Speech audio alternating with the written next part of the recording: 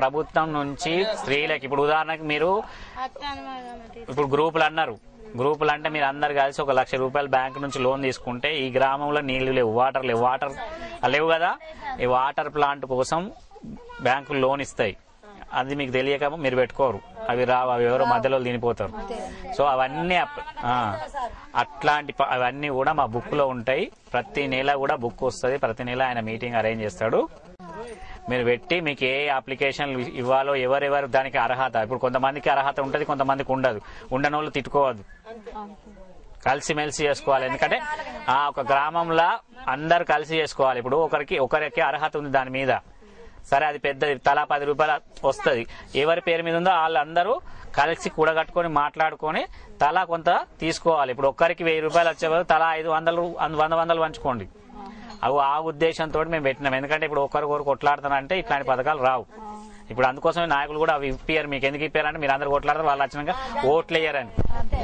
ఓట్లు వేసే పథకాలే మీకు ఇస్తారు. ఓట్లు ఏవేస్తారు మీరు? కిలో రూపాయి బియ్యానికి వేస్తారు ఓటు. ఇవన్నీ అదే ఇట్లాంటివన్నీ కూడా ఏంటంటే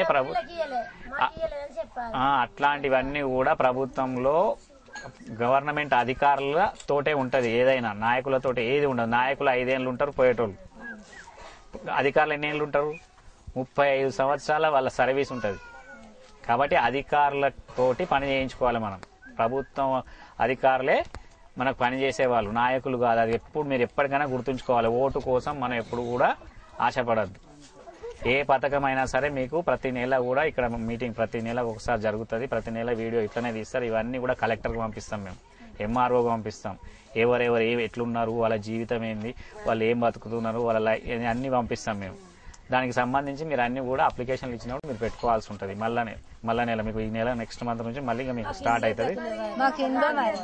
అదే అవన్నీ అన్నిటికి సంబంధించి ఎవరికి ఏమి లేవనేది ఎట్లా అప్లికేషన్ పెట్టుకోవాలో అవన్నీ చెప్తారు. నేను నెలకు ఒకసారి చేస్తాం, మీటింగ్ చేస్తాము. కాకపోతే మా మీటింగ్ లో మీరు కమిటీ మెంబర్లు యూత్ అందుకోసం యూత్ను కూర్చోమని చెప్పింది. ఇప్పుడు మీ యూత్ అంతా మీ అందరికి ఎవరికి మేము చెప్పేది కూడా ఒకటే, మీరు చదువుకున్నారు, మీకు చాలా రకాలైనటువంటి అవకాశాలు ఉన్నాయి. అయితే మీరు ఎంతసేపు గవర్నమెంట్ జాబ్ దొరుకుతుందా, గవర్నమెంట్ మీద పోదామా అనే ఆశ కంటే గవర్నమెంట్ జాబులు ఇప్పుడు 15 లక్షల ఉద్యోగాలు ఇస్తారన్నారమ్మా. మీరు ఎంతమంది ఉన్నారు ఇక్కడ చదువుకున్న వాళ్ళు నాకు చెప్పండి? 15 లక్షల ఉద్యోగాలు ఇస్తున్నారు. వాళ్ళందరూ మళ్ళీ పోయినరా? సరే, ఆ 15 లక్షల ఉద్యోగాలు ఏ విధంగా ఇస్తారమ్మా? మనం 1960 సంవత్సరంలో మనకు ఉద్యోగాలు వచ్చినాయి అందరికి. అప్పటి నుంచి ఇప్పటి వరకు పనిచేసేటోళ్లే 15 లక్షల మంది లేరు. అవునా? ప్రభుత్వ మొత్తం అధికారులల్లా 15 లక్షల మంది అధికారులు ఉన్నారా అమ్మా? మరి ఎట్లా మీరు చదువుకున్నారు కదా? పోకపోయినా ఆలోచించాలి మనం. 15 లక్షలు ఒకటేసారి ఏ విధంగా ఇస్తాం?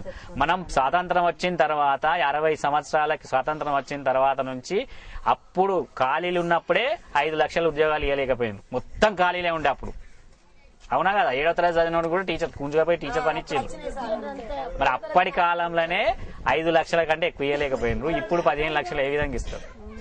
అదే ఆలోచించాలి మనం. అవన్నీ వట్టివి.